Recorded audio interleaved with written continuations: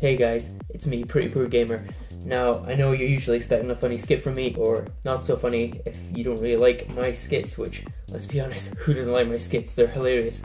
But bad news, I've just been heard I'm still a risk for redundancies. That's pretty much confirmed that I will probably be leaving my place of work after only 7 months, so I will need to find another job or I am going to be pretty poor and pretty homeless, I reckon.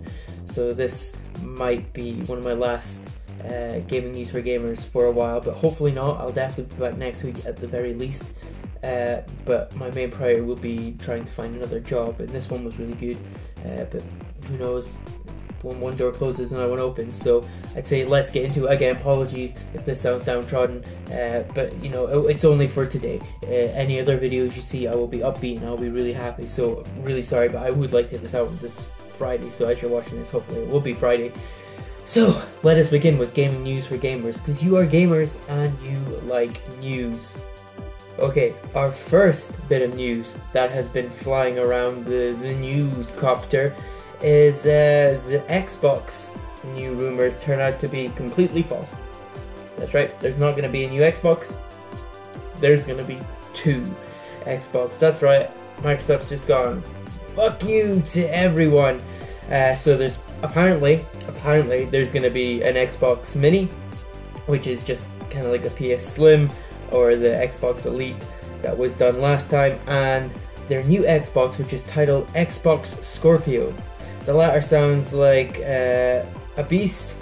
It's going to be 4 times more powerful, apparently, than the original Xbox One.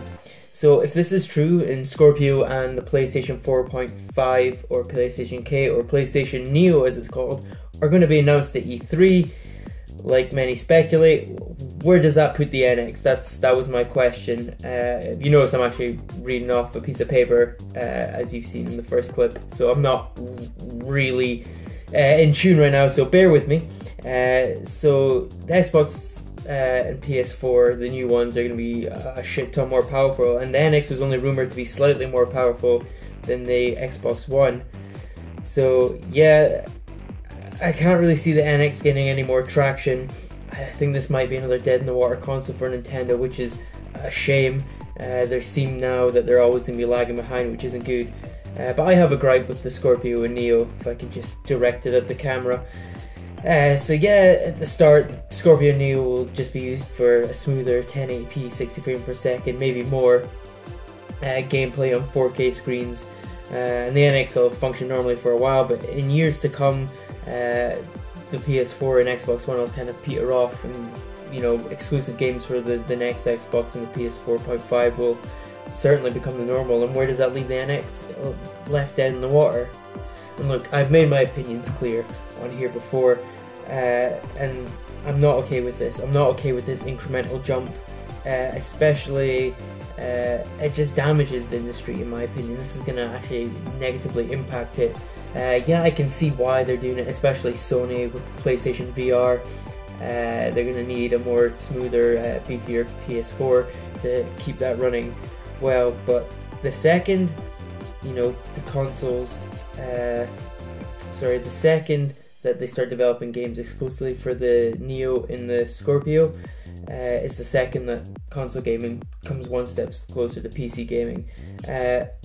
I don't care about super high specs. I hope many console owners don't care about that either. If you do play PC games, that's what they're there for. You incrementally build up your PC, making it more powerful to run more powerful games, smoother, higher resolution, more little pixels on the screen.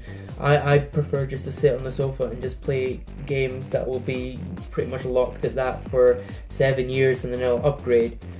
So that's my gripe, that is my bravado. I would have been more angry, but the circumstances, I'm not in the mood to be really angry. I just kind of want to hit home that I'm not comfortable with that at all. So now that I've got that out of my system, the next piece of news is that Sony has now sold through to consumers, and that's consumers like me and you, 40 million PlayStation 4 units. That's just mind-blowing. That's only in 2.5 years of it being out, and that's not completely worldwide either, so that is a crazy number. The PS3 sold roughly 85 million in 8 years, so it's a very young, more powerful, and probably more attractive sibling. is well on course to beat that. And when you've got exclusive games like Uncharted and Ratchet and Clank with exclusive only in Japan here, such as Persona 5 and Final Fantasy 15 is actually exclusive in Japan as well, the PS4 is going to see a very, very healthy sales number for many years to come, and I'm excited to actually see what it can achieve. If it can achieve PS2 numbers, that's fantastic. Now, I didn't mention Xbox One sales. I don't like to compare them too much in terms of sales, but I think Xbox is sold roughly half to consumers, or that's sold to companies, as in like GameStop, Amazon. So I'm not sure how accurate those numbers are, but this is more about the PlayStation 4, and the software attachment rate seems quite high as well. Uncharted already selling 2.7 million in its first week since launch. That is absolutely incredible. Ratchet and Clank held the #1 spot on the UK All Formats chart, and that's just an exclusive game. It's very, very incredible that it managed to do that. So yeah, PS4 going very strongly, and I'm actually really happy. PS owner. Going on to PSN, actually quickly, I was going to say Sony could probably now hopefully ramp up with better games for the PS Plus. The last one I really enjoyed was Rocket League, and I'm actually still playing it right now, as seen by one of their videos. So yeah, the PS4 is doing absolutely phenomenal. 40 million, just absolutely mind-blowing. There is a new rumor, and this does seem like a very rumor-heavy episode, is that No Man's Sky is actually going to be delayed till August. If confirmed true, then this game is gonna be a bit longer to wait for, and I'm actually really sad about that. I was looking forward to playing it in summer, especially if I'm gonna be made redundant. You know, I could have enjoyed exploring a new world. I didn't have to be part of this one for a while, but it's gonna make it hard. I pre-ordered Final Fantasy 15 and Persona 5, and they come out around September, October time. With No Man's Sky being pushed to August, I can't realistically give that more than a month, because I'm a Final Fantasy fanatic. That is my main thing. So I don't know if it's actually worth me buying it just yet. I mean, I want to be the first one to jump on that, but you know, I've got too much games to play with such a backlog, and No Man's Sky being pushed, which I hope it's not true, but it's looking very likely that is. Unfortunately, it's going to have to be put on the shelf, just like a lot of other games. So that's actually quite a sad bit of news today. And finally, I want to end on some good news. Yeah, maybe a bit doomy and gloomy for me on this episode of Gaming News for Gamers, but hopefully that will pick up next week and I'll be a bit more cheery about the situation. But E3 descends upon us once more. My friend Speedy Ninja 11, who makes gaming videos, primarily GT, but he does other things as well. He's a very funny guy. We have done E3 bets, which you will see on Sunday, so that should be really awesome to see.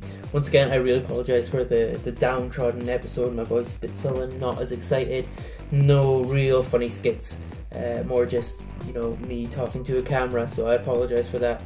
But I really hope you enjoyed this episode. Again, please like and subscribe. I've been Pretty Poor Gamer.